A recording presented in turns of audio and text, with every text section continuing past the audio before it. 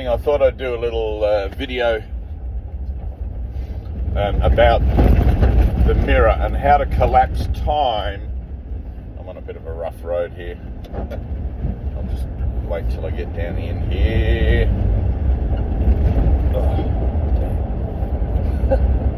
How to collapse time for your own association, and by that I mean for how much time you personally have left in the third dimension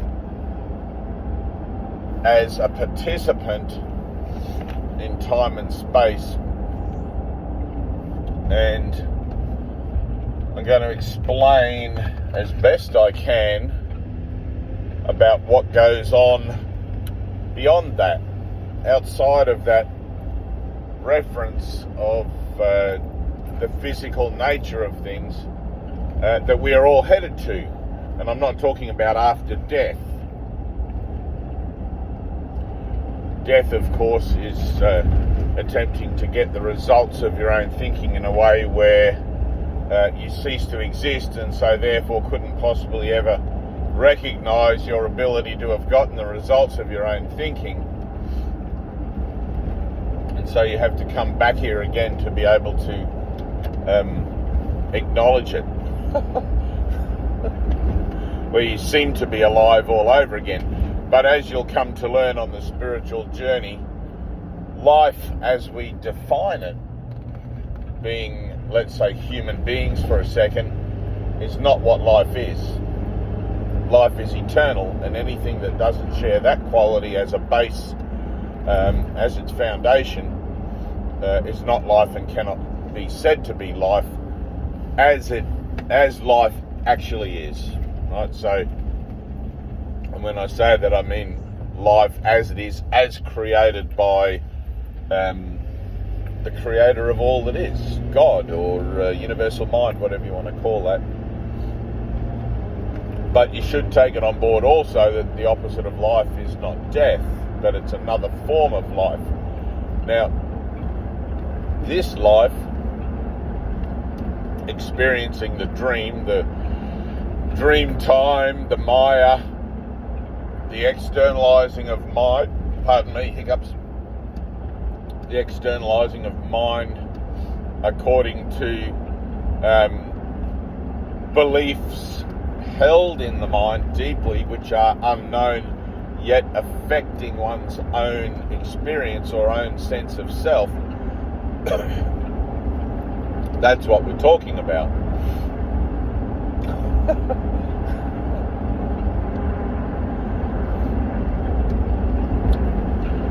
So,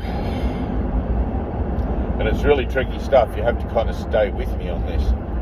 So the idea, if you're a Course in Miracles student, the idea that I'm in eternity now, where I could only ever be, because God is eternal, God is everything, God is formless, all-encompassing, etc.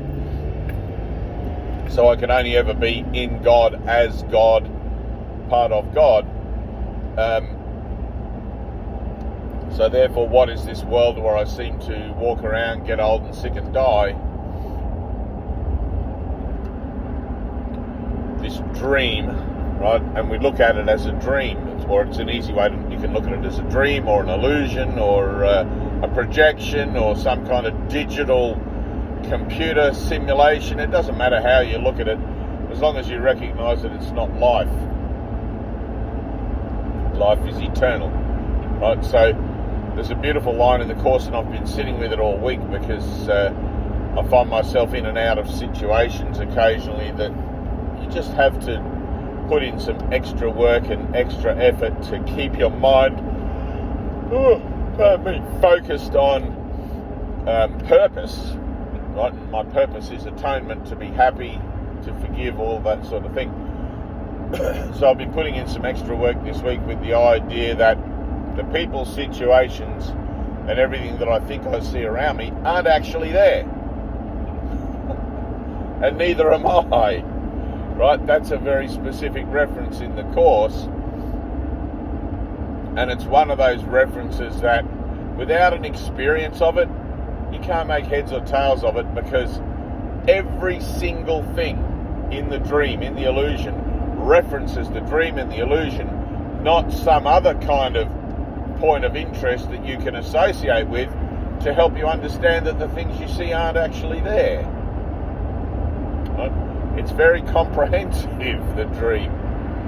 So, which is why you have to make experiments, right? Which is why you have to do the workbook lessons and undergo shifts in consciousness that will begin to take you into the area in your own mind, in your own association with yourself, wherein phenomena, and I mean proper phenomena, begin to occur, where you see things appear and disappear, and where we'll call it the synchronicity of life for a second shows up. It's not really synchronicity because it's just your mind. You're only ever looking at your own thoughts. I'm only ever looking at my own thoughts, finger on the nose. And finger on the nose is how I take responsibility for them. Right, now this comes down to where I learn how to collapse the time required for me to continue to participate in this parody of life we call the human experience. Because I don't know about you, but every time I turn on the television or the news or something like that, I'm confronted by the idiocy of temporal association on one hand, and the attempt to rectify that idiocy on the other hand, and neither side of the coin, neither yin nor yang, have any resemblance to the nature of life as it is, because there is still no eternal reference in that. There's just a repetitive, ongoing, cyclical, round and round again, nature of life kind of perspective. And we're done with that. I don't know about you, but I'm done with that. I want something true, I want something real. Right? So seek the truth and it will set you free. So in my pursuit of knowledge, in my pursuit of the wisdoms and principles and learnings, let's say, to help me comprehend things that are going to show me what's real, revelations, phenomena and stuff like that, I've come across the concept of the mirror, the idea of the mirror, that what I see out there, and this is very Buddhist, very Hindu, very Christian. Buddhists simply refer to the external world as a reference for your own thinking and symbolically, and the Hindus call it the Maya, which is the great illusion. And in Christianity, Jesus gives us the parable of the beam. What I see in others is a reflection of what I need to heal in myself, right? And he also tells us that this world is not our home, and he tells us to awaken. Now, if we're told to awaken, that must infer that he's telling us that we're asleep, right? And as a further biblical reference, we have in Genesis, where it says that God put Adam into a deep sleep to extract the rib to make Eve. But there's nowhere in the Bible until the prophetic coming of the Lord through Jesus Christ where we're told to awaken. Right? It's the awakening of the dream. Prophesied throughout the Old Testament, brought to fulfillment in the New Testament, and ushering in a new paradigm of existence, unseeable to the physical eyes, but yet experiential in our willingness to simply apply the principles Jesus and Buddha and Krishna tell us to live by, wherein things that we think were once solid and concrete as concepts and ideas about ourselves can begin to change. So the mirror simply says that what I see in others is a reflection of what I don't want to look at in myself, or perhaps what I do want to look at in myself. And that depends whether you think you're getting a good reflection or a shitty one. So everybody likes the good reflection. Oh, that person's so lovely, and then you can reply, well, it takes one to know one, and aren't we all beautiful? But if you everything's a blessing or a lesson, you know. But if you look in the mirror and you see that person's so jealous, or that person's so controlling, or that person is so triggered, or that person is so whatever, anything other than a perfect reflection, remember, love is perfect, right? Anything other than a reflection that invokes a feeling of love and warmth and all of that sort of stuff, because those sorts of thoughts extend a frequency or a ripple into time and space that is actually beneficial and helps to raise the level of conscious association across the board. Not because of what the thought is about, but simply because it's a happy thought. It's happy. Right? Happiness comes from a state of mind wherein there is no conflict. Right? Conflict is the game played out when the mind interacts with the yin and yang, where conflict chases happiness away continually, and then we're left to seek happiness again. Anyone who's ever had a relationship in this world will probably have a pretty good idea what I'm talking about with that, or anyone who's ever tried to achieve anything in this world or be something or whatever. It takes a lot of hard work and there's no guarantees. So love is guaranteed, however. Right, so when I look in the mirror and I see something in somebody else I don't like, or I'm triggered by someone, or something occurs and it upsets my peace of mind, takes me out of my bliss, out of my happiness, I got to look at it. I got to put my finger on my nose. Now remember, my happiness in this world dependent on the attainment or the association with the external is just as false as my sadness in this world dependent upon my association with the external, because this world is a parody of love's of reality, not what reality actually is. So in our efforts to use the mirror correctly, we're not interested in our good or bad relationships, but we're merely, or reflections rather, but we're merely going to use them not to validate ourselves, but we're going to use them to continually self-assess or self-reflect on our own internal state, so that we can not only learn of inner peace, but learn to master it, maintain it, and keep it with us 24/7 into the places where, especially where we are probably already aware that we're going to be triggered, right, or upset. So I look into the mirror and I take full responsibility, finger on the nose, for my reflection. I give it a name. What do I see in this person? Keep it simple. Give it a name. I see jealousy. I'll just use that one. I use that one all the time because I think everybody's fairly familiar with that. Jealousy or envy or anger or whatever. And you will say to yourself, right, this is the nature of denial, because we're all one with everything. There can't be a me and then someone else who's something separate from me. Right, so the nature of denial is, oh, that's not me though. I see that in that person, but that's not me. Isn't that lovely? Isn't that nice? So I put my finger on my nose. Well, that must be me, because I wouldn't know what it is that I was seeing in someone else unless it was a thought system, a cyclical thought association in my mind that has the cause and effect relationship attached to it, right, that tells me what it is I think I'm seeing. I'm not seeing through the eyes of Christ, or I'm not seeing with Krishna consciousness. I'm not seeing through my Buddhahood. I'm seeing through the eyes of judgment, very simply, judgment. Right? So I've got to put my finger on my nose and I've got to own that reflection. It's like, holy crap, I'm seeing jealousy. There must be something in me that still values that perspective of being able to see jealousy in someone else, because that then maintains the illusion of separation. There's a me and a someone else who's jealous. When I see that I'm the dreamer of my dream, I'm the author of my illusion, then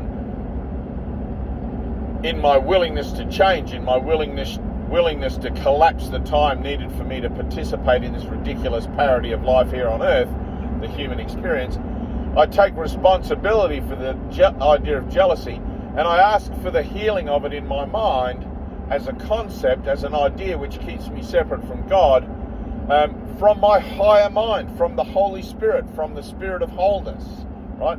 Now, I think it was Einstein said we only use about 8-9% of our thinking, of our potential in our mental capacity. And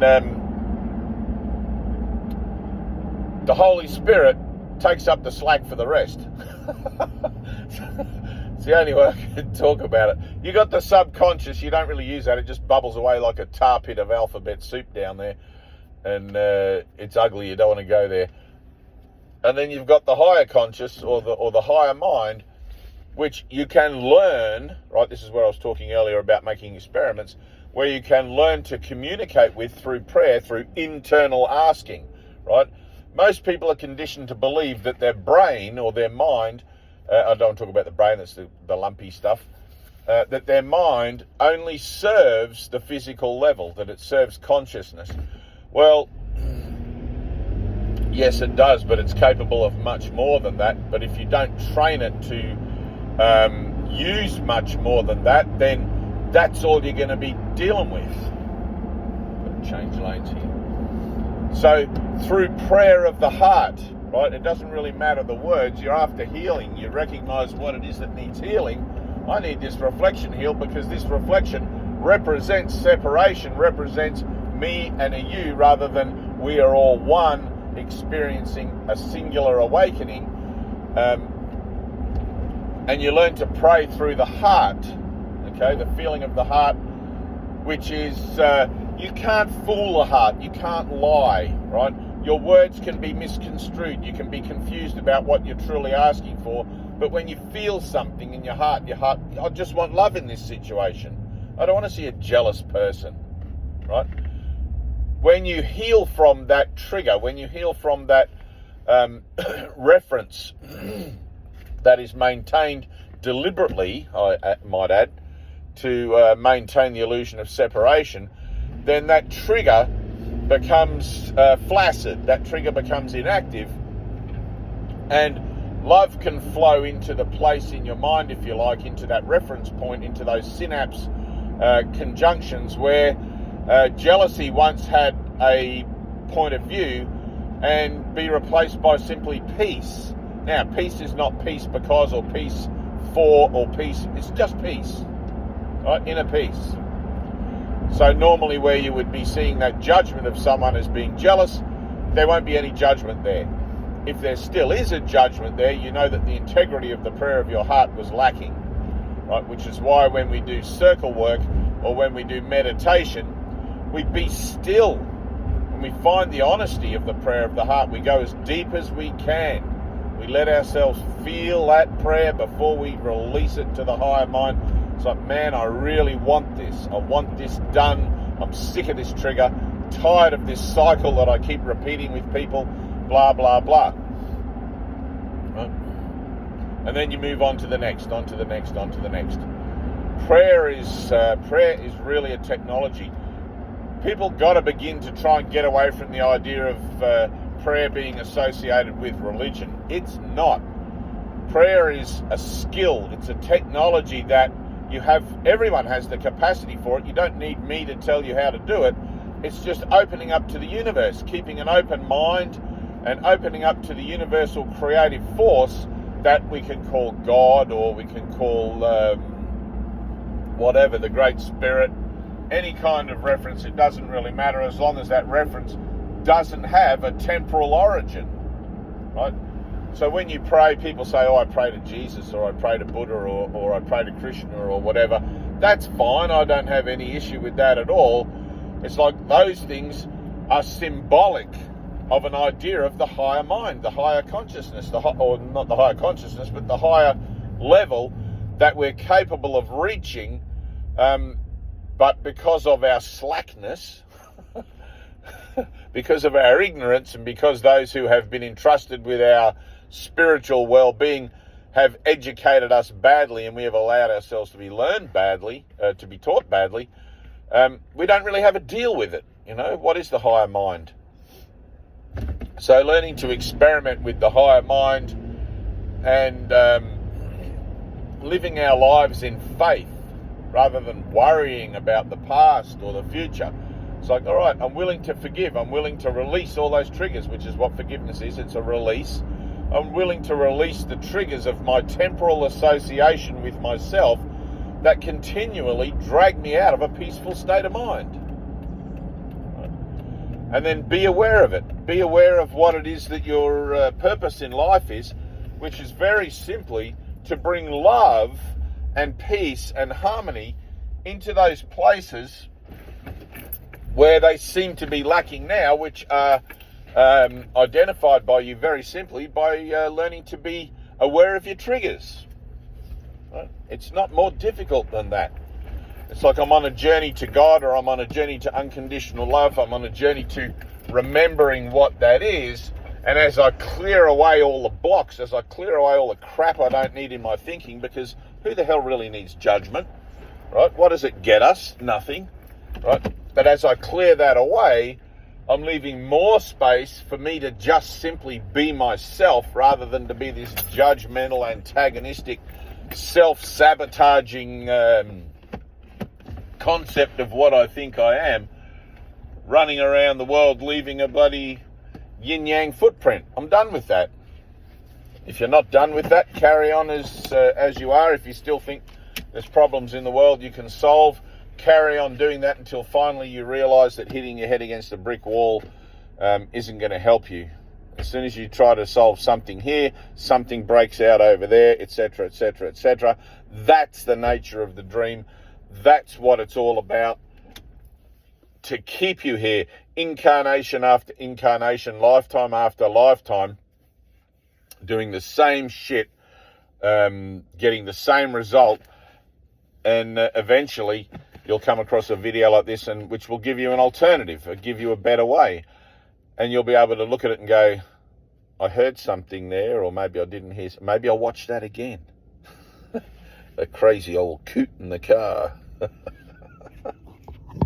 All right, I love you. Take it easy. Just remember, there is a better way, and you're it.